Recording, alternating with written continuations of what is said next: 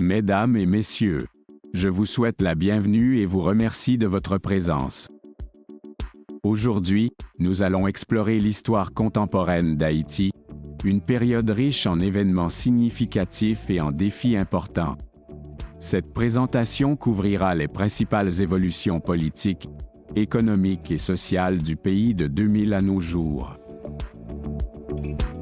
Haïti, la première république noire indépendante, a une histoire complexe et tumultueuse. Depuis l'an 2000, le pays a traversé de nombreux défis, notamment des crises politiques, des catastrophes naturelles et des problèmes socio-économiques. Cette période contemporaine a été marquée par des efforts continus pour la stabilité et le développement, malgré les nombreux obstacles. En 2000, Jean-Bertrand Aristide a été réélu président. Cependant, son mandat a été marqué par des accusations de corruption et de violence politique.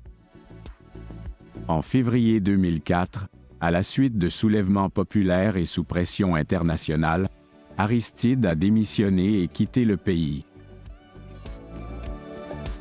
Un gouvernement de transition dirigé par Gérard Latortue a été mis en place sous la supervision de l'ONU et de la communauté internationale. La mission des Nations Unies pour la stabilisation en Haïti, MINUSTAH, a été déployée pour rétablir l'ordre et soutenir la transition démocratique. René Préval a été élu président en 2006. Son mandat a été marqué par des efforts pour stabiliser le pays et promouvoir la reconstruction.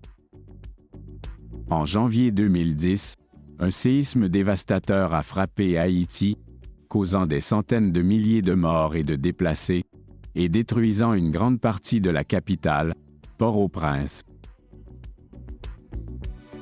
Michel Martelly, un ancien chanteur populaire, a été élu président en 2011. Son mandat a été marqué par des controverses politiques et des tensions avec le Parlement. En 2015 à 2016, les élections présidentielles ont été retardées à plusieurs reprises, entraînant une période de vide politique et d'incertitude. Jovenel Moïse a été élu président en 2017. Son mandat a été marqué par des manifestations massives contre la corruption et les conditions économiques difficiles. En juillet 2021, Jovenel Moïse a été assassiné dans sa résidence privée, plongeant le pays dans une crise politique profonde. Après l'assassinat de Moïse, le pays a connu une période d'instabilité avec une augmentation de la violence des gangs et une crise humanitaire croissante. Ariel Henry a été nommé Premier ministre, mais la situation reste volatile avec des défis importants pour la gouvernance et la sécurité.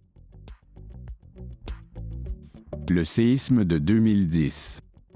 Le 12 janvier 2010, un séisme de magnitude 7.0 a frappé Haïti, causant des destructions massives et une crise humanitaire d'envergure.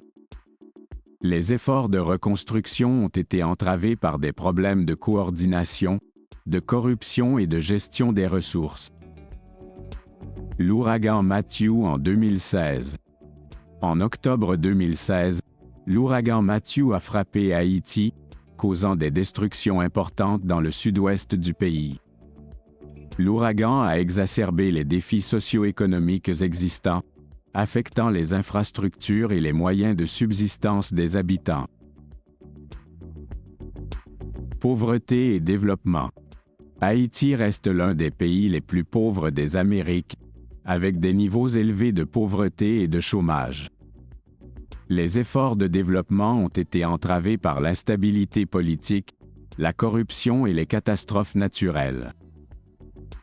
Santé et éducation. Le système de santé et le système éducatif haïtien sont confrontés à de nombreux défis, notamment le manque de ressources, d'infrastructures et de personnel qualifié.